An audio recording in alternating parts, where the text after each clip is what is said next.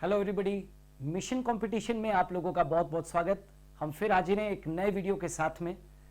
आज का वीडियो शुरू करें उससे पहले उन सभी लोगों को इन्फॉर्म कर दूं कि जितना भी कंटेंट हम लोग यहां पर प्रोड्यूस कर रहे हैं, यदि आप लोग चाहते हो कि ये कंटेंट आप लोगों को पीडीएफ के फॉर्म में अवेलेबल हो जाए, तो आपको एक छोटा सा काम करना होगा।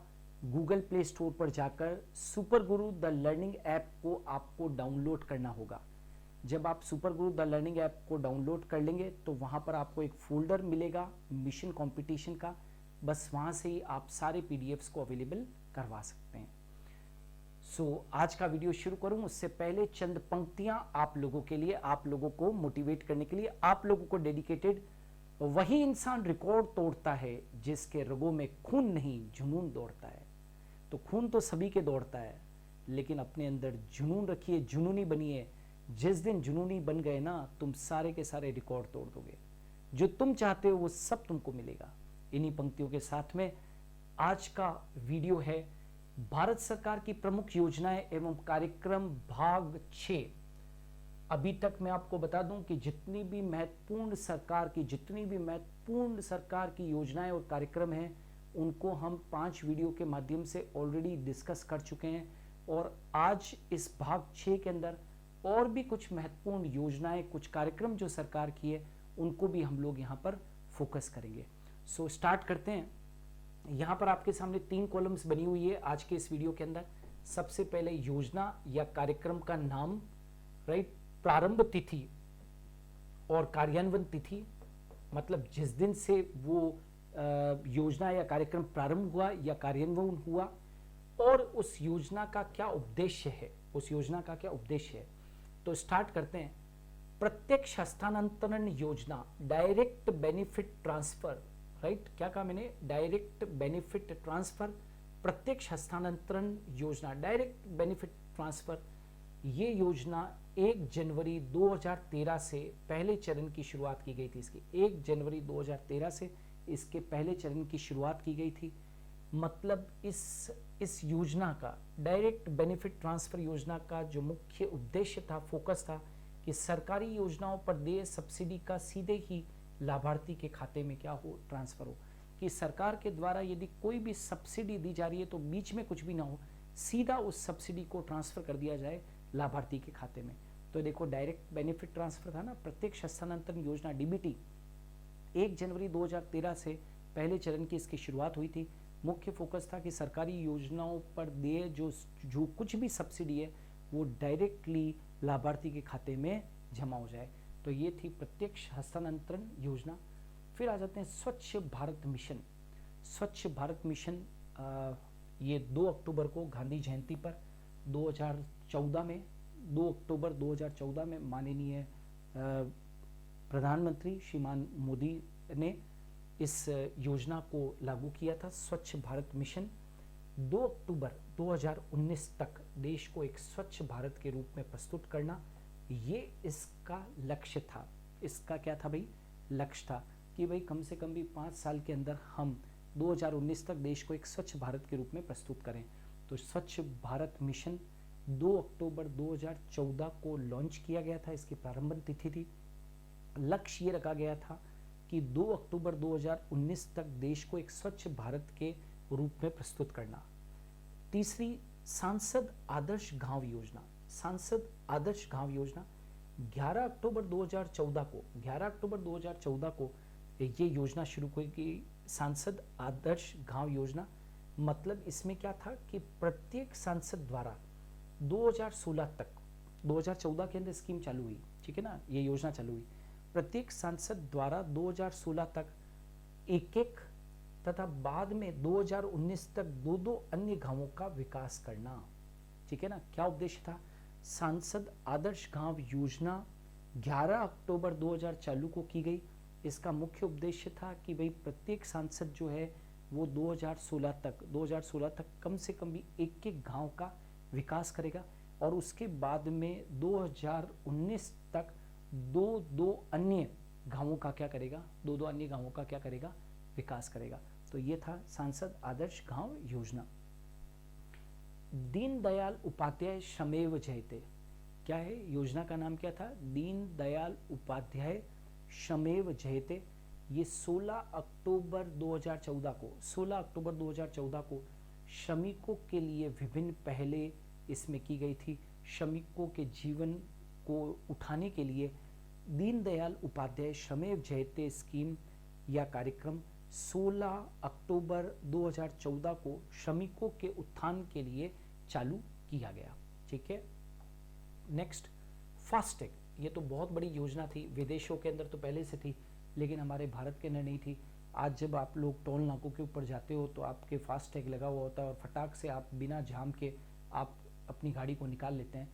ठीक है ना। तो ये फास्टैग की ही देन है।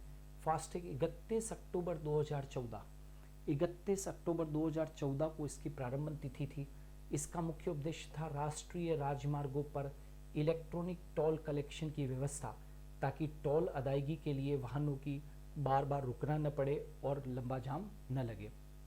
वापस से बोल दूं, फास्टैग प्रारंभ तिथि 31 अक्टूबर 2014, राष्ट्रीय राजमार्गों पर इलेक्ट्रॉनिक टोल कनेक्शन की व्यवस्था हो, ताकि टोल अदायगी के लिए वाहनों को कतार में न खड़ा पड़ना हो पड़े और वो फटाफट से वहाँ पर निकल जाएं, ताकि किसी भी जाम की प्रॉब्लम ना आए। अटल पेंशन योजना। अटल पेंशन योजना 9 मई 2015 को 9 मई 2015 को असंगठित क्षेत्र के लोगों के लिए मासिक पेंशन योजना शुरू की गई थी। क्या कहा मैंने? अटल पेंशन योजना 9 मई 2015 को 9 मई 2015 को चालू की गई। असंगठित क्षेत्रों के लोगों के लिए ये एक मासिक पेंशन योजना थी। प्रधानमंत्री जीवन ज्योति बीमा योजना।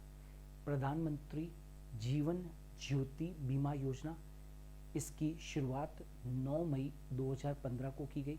प्रधानमंत्री जीवन ज्योति बीमा योजना 18 से 50 वर्ष के लोगों के लिए रुपए 2 लाख का जीवन बीमा। क्या है इस योजना का लक्ष्य? क्या था? प्रधानमंत्री जीवन ज्योति बीमा योजना 9 मई 2015 को चालू की गई। 18 से 50 वर्ष के लोगों के लिए रुपए 2 लाख का जीवन बीमा, रुपए 2 लाख का जीवन बीमा इसमें किया जाता है। प्रधानमंत्री सुरक्षा बीमा योजना। प्रधानमंत्री सुरक्षा बीमा योजना 9 मई 2015 को ये भी लागू की गई। राइट, उसी दिन लागू की गई। प्रधानमंत्री जीवन ज्योति बीमा योजना 9 मई 2015 को, प्रधानमंत्री सुरक्षा बीमा योजना ये भी 9 मई 2015 को लागू की गई। इसमें फ़र्क इतना सा था, 18 से 70 वर्ष आयु वर्ग के लिए लोगों के लिए साधारण बीमा, दुर्घटना बीमा रुपए 2 लाख तक का। 18 से 70 वर्ष आयु वर्ग के लोगों के लिए साधारण बीमा और दुर्घटना बीमा रुपए 2 लाख तक का इसमें किया जाता है। तो ये थी प्रधानमंत्री सुरक्षा बीमा योजना और ऊपर वाली थी प्रधानमंत्री जीवन ज्योति बीमा योजना। फिर एक और योजना थी सेतु भारतम योजना। सेतु भारतम योजना प्रारंभ तिथि इसकी 4 मार्च 2016। राष्ट्रीय राजमार्गों को रेलवे क्रॉसिंग रहित बनाने के लिए ओवर और अंडर ब्रिजों का निर्माण। क्या कहा मैंने? सेतु भारतम योजना, सेतु मतलब समझते हैं ब्रिज। सेतु भारतम योजना 4 मार्च 2016 को ये लागू की गई। राष्ट्रीय राजमार्गों को रेलवे क्रॉसिंग रहित बनाने के उद्देश्य से ओवर ब्रिजों और अंडर ब्रिजों का निर्माण किया जाए, ताकि किसी भी राष्ट्रमार्ग के ऊपर रेलवे क्रॉसिंग ना हो, ताकि किसी भी दुर्घटना की आशंका न रहे। सागरमाला परियोजना। सागरमाला परियोजना का मतलब क्या है? सागरमाला परियोजना मतलब समुद्र से संबंधित थी। 25 मार्च 2015 को इसको प्रारंभ किया गया और इसका जो मुख्य लक्ष्य था वो था बंदरगाहों का विकास। सागरमाला परियोजना 25 मार्च 2015 को लागू की गई, बंदरगाहों का विकास करना। प्रधानमंत्री ग्रामीण डिजिटल साक्षरता अभियान। प्रधानमंत्री ग्रामीण डिजिटल साक्षरता अभियान 8 फरवरी 2017 को लॉन्च किया गया। इसका उद्देश्य था मार्च 2019 तक 6 करोड़ ग्रामीण परिवारों को डिजिटल रूप से साक्षर बनाने का लक्ष्य। क्या था भाई इसका लक्ष्य? क्या था कि डिजिटल रूप से साक्षर बनाने का लक्ष्य था। वापस से बोल रहा हूँ, प्रधानमंत्री ग्रामीण डिजिटल साक्षरता अभियान 8 फरवरी 2017 को लॉन्च की गई। मार्च 2019 तक 6 करोड़ ग्रामीण परिवारों को डिजिटल रूप से साक्षर बनाने का क्या रखा गया था, इसमें लक्ष्य रखा गया था। उड़ान, राइट, उड़ान 27 अप्रैल 2017 को ये चालू किया गया। इसका मुख्य उद्देश्य था उड़े देश का आम नागरिक योजना। इसका मतलब क्या है, उड़ान का मतलब क्या है, उड़े देश का आम नागरिक योजना। उड़े देश का आम नागरिक योजना के तहत 30 मिनट तक की हवाई यात्रा के लिए मात्र 2,500 रुपये का टिकट। क्या है, उड़े देश का आम नागरिक योजना के तहत 30 मिनट तक की हवाई यात्रा के लिए मात्र 2,500 रुपये का टिकट। उड़ान का मतलब क्या होता है, उड़े देश का आम नागरिक, उड़े देश का आम नागरिक। फिर आ जाते हैं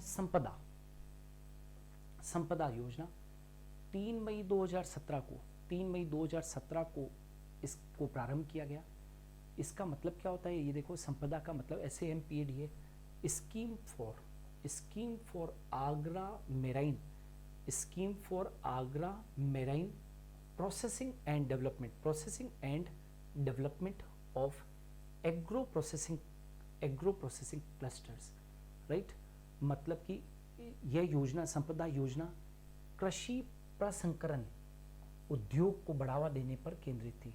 यह योजना कृषि प्रसंस्करण उद्योग को बढ़ावा देने के लिए उपयोग में आई थी। क्या कहा मैंने, संपदा का मतलब क्या होता है, scheme for Agra marine processing and development agro processing clusters. ठीक है, क्या था योजना का मुख्य उद्देश्य, क्या था कि कृषि प्रसंस्करण उद्योग को बढ़ावा देने पर यह केंद्रित थी। फिर था प्रधानमंत्री वय वंदना योजना। प्रधानमंत्री वय वंदना योजना 4 मई 2017 को ये स्टार्ट की गई थी। ये क्या था, प्रधानमंत्री वय वंदना योजना मतलब वरिष्ठ नागरिकों के निवेश पर 8% वार्षिक का सुनिश्चित प्रतिफल प्रदान करने की योजना। वापस से बोल रहा हूँ, वरिष्ठ नागरिकों के निवेश पर यदि कोई वरिष्ठ नागरिक निवेश करता है तो उस पर 8% वार्षिक सुनिश्चित प्रतिफल देने का क्या था, इसमें योजना में एक पॉइंट था। ठीक है, मातृत्व लाभ कार्यक्रम, राइट, क्या कहा मैंने, मातृत्व लाभ कार्यक्रम क्या था, 17 मई 2017 को लागू की गई। क्या था इसमें, मातृत्व लाभ कार्यक्रम, स्तनपान कराने वाली माताओं को आर्थिक सहायता प्रदान करना। क्या कहा मैंने, स्तनपान करवाने वाली माताओं को आर्थिक सहायता प्रदान करना। जिज्ञासा 6 जुलाई 2017 को लॉन्च की गई, राइट। 6 जुलाई 2017 को विद्यार्थी वैज्ञानिक संपर्क कार्यक्रम। और शादी शुगुन योजना 8 अगस्त 2017 को लागू की गई। मुस्लिम लड़कियों सहित अन्य अल्पसंख्यक समुदाय की लड़कियों की उच्च शिक्षा को क्या करना, प्रोत्साहित करना। वापिस से बोल रहा हूँ, क्या कहा, मातृत्व लाभ कार्यक्रम 17 मई 2017 को ये क्या किया गया, लागू किया गया। इसमें क्या था, उद्देश्य क्या था, स्तनपान करवाने वाली माताओं को आर्थिक सहायता प्रदान करना। जिज्ञासा 6 जुलाई 2017 को ये योजना लागू की गई। विद्यार्थी वैज्ञानिक संपर्क कार्यक्रम था ये। शादी शुगुन योजना 8 अगस्त 2017 को लॉन्च की गई। मुस्लिम लड़कियों सहित अन्य अल्पसंख्यक समुदाय की लड़कियों की उच्च शिक्षा को क्या करना, दैट इज प्रोत्साहित करना। ये भी इसका लक्ष्य था। स्वच्छ बच्चे स्वस्थ भारत, क्या कहा, स्वच्छ बच्चे स्वस्थ भारत योजना 22 अगस्त 2017 को लागू की गई। केंद्रीय विद्यालयों के छात्र छात्राओं का स्वायत्त प्रोन्नयन है ना, ये इसका लक्ष्य था। स्वच्छ बच्चे स्वस्थ भारत मतलब केंद्रीय विद्यालयों के छात्र छात्रों को स्वस्थ रखना, राइट, उनको प्रोत्साहित करना। सौभाग्य योजना 25 सितंबर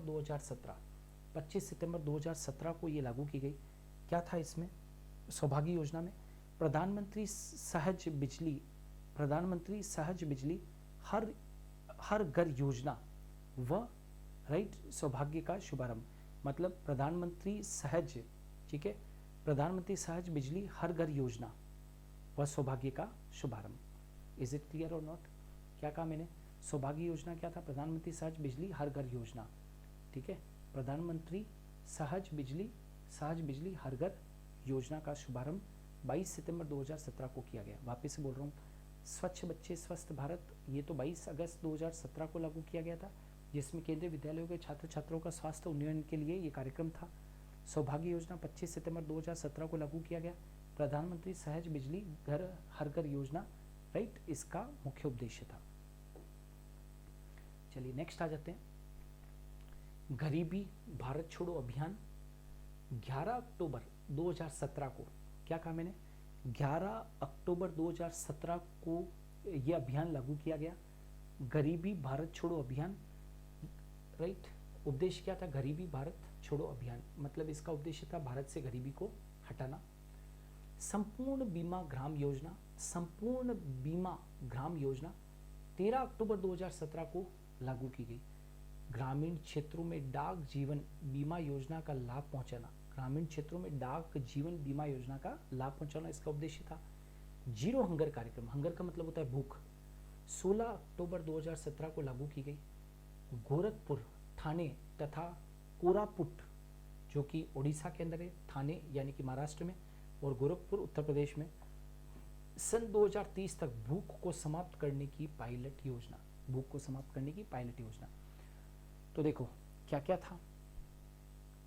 गरीबी भारत छोड़ो अभियान 11 अक्टूबर 2017 को लागू किया गया, मतलब गरीबी भारत छोड़ो अभियान का क्या था कि गरीबी को हटाना।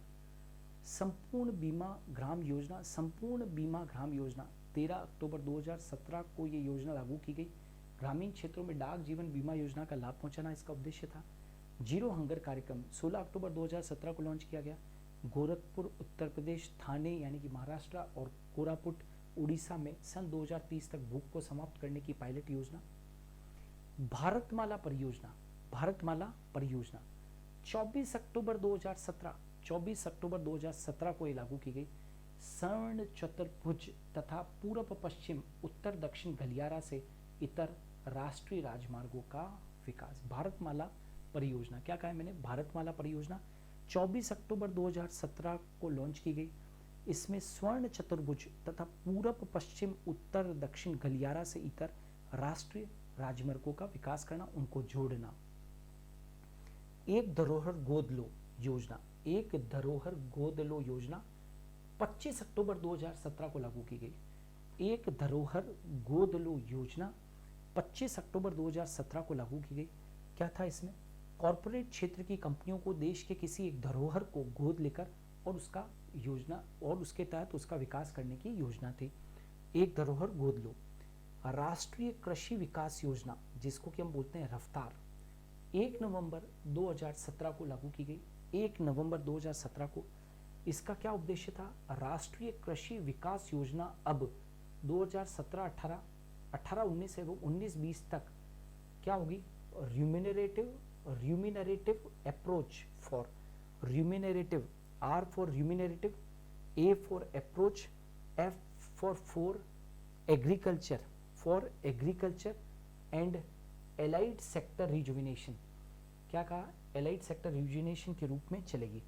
राष्ट्रीय कृषि विकास योजना अब 17-18, 18-19 और 19-20 तक remunerative approach for agriculture and allied sector rejuvenation यानी कि रफ्तार के रूप में ये चलेगी। बहुत इंपॉर्टेंट है, राष्ट्रीय कृषि विकास योजना, ठीक है ना, रफ्तार के माध्यम से चलाई जाएगी, राइट। और इसकी लॉन्चिंग डेट कौन सी थी? 1 नवंबर 2017, 1 नवंबर 2017। दीनदयाल स्पर्श योजना, दीनदयाल स्पर्श योजना 3 नवंबर 2017 को ये योजना लागू की गई। इसमें क्या था? छात्र छात्राओं में डाक टिकटों के संग्रह की रुचि बढ़ाएं जाने से संबंधित छात्रवृत्ति योजना। दीनदयाल स्पर्श योजना 3 नवंबर 2017 को लागू की गई। इसका मुख्य उद्देश्य था छात्र छात्राओं में डाक टिकटों के संग्रह की रुचि बढ़ाएं जाने से संबंधित छात्रवृत्ति योजना। भारत नेट चरण 2 योजना, भारत नेट चरण 2 योजना 13 नवंबर 2017 को लागू की गई।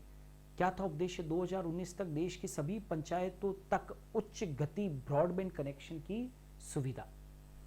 सुरक्षित शहर योजना, कुसुम किसान ऊर्जा सुरक्षा व उत्थान महाअभियान। देखो, सुरक्षित शहर योजना, ये योजना भी 22 नवंबर 2017 को लागू की गई, और कुसुम किसान ऊर्जा सुरक्षा व उत्थान महाअभियान ये भी 22 नवंबर 2017 को ही लॉन्च किया गया। सुरक्षित शहर योजनाओं में जो मुख्य उद्देश्य था वो था महिलाओं की सुरक्षा के ऊपर आधारित था, और ये जो कुसुम किसान ऊर्जा सुरक्षा व उत्थान महाअभियान, ये इसका उद्देश्य था 2022 तक देश में 3 करोड़ पंपिंग सेटों को बिजली या डीजल के स्थान पर सौर ऊर्जा से चलाए जाने की योजना। क्या कहा मैंने? किसान ऊर्जा सुरक्षा व उत्थान महाअभियान 2022 तक देश में 3 करोड़ पंपिंग सेटों को बिजली या डीजल के स्थान पर सौर ऊर्जा से चलाए जाने का योजना थी। ऑपरेशन ग्रीन, इसको ऑपरेशन ग्रीन को इसको लिया गया था बजट 2018-19 के अंदर, राइट। ऑपरेशन ग्रीन का क्या मतलब था? टमाटर, प्याज, आलू की कीमतों में होने वाले उतार चढ़ावों से उत्पादकों एवं उपभोक्ताओं के हितों का संरक्षण। आत्मनिर्भर भारत अभियान के तहत इसे सभी फलों एवं सभी सब्जियों के लिए विस्तारित किया गया, ठीक है। Operation green. गोवर्धन योजना, ये बजट 2018-19 के अंदर ये घोषणा की गई थी। इसमें कंपोस्ट खाद, गोबर गैस बनाए जाने की योजना, ये सब थी भारत सरकार की प्रमुख योजना एवं कार्यक्रम। याद रखें, ये भाग 6 था। अभी तक हम लोगों ने ऑलरेडी भारत सरकार की प्रमुख योजनाएं एवं कार्यक्रम के तहत 5 वीडियोस बना रखे हैं, उनको भी आप ज़रूर देखिए। ये बहुत बहुत महत्वपूर्ण है एग्जामिनेशन पॉइंट ऑफ व्यू से। सो आज के लिए इतना ही। हम फिर मिलेंगे मिशन कंपटीशन में कल ठीक 8 बजे। धन्यवाद।